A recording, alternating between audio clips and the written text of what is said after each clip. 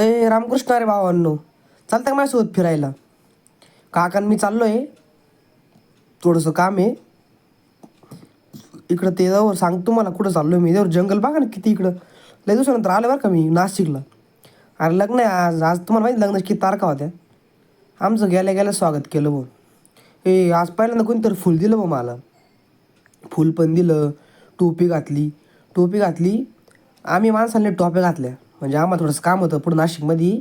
थोडंसं थोडा वेळ बसलो 5-10 मिनटं आणि निघलो डायरेक्ट आम्ही नाशिकला, नाही का. चाललो नाशिकला, आलो उड्डाण पुलाबिळाजवळ. कुठं राहुल ट्रेडर्स म्हणून आलो आम्ही. तुमच्या भावाला लॅपटॉप घ्यायचा ना, कालच बुक वगैरे करून ठेवला होता.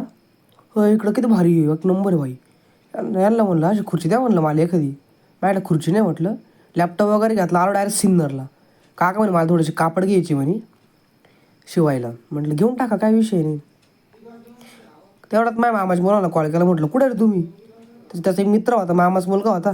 चला म्हटलं. अरे म्हणे भाऊ आता लॅपटॉप घातले, तुला पार्टी द्यावं लागेल म्हणे. हे बघा किती असतं याड्या म्हणे. तुम्ही म्हणशाल दोघं तिघं जण खायला, तुम्ही 2च प्लेट. अहो हा आर्मीला वर याचं, उद्या मेडिकल आहे त्याच्यामुळे त्याला काय खायचं नाही बाहेरचं. तुम्ही म्हणशाल तिघं जण खायला 2च मिसळ. तसं नाही, त्याचं मेडिकल भावांनो.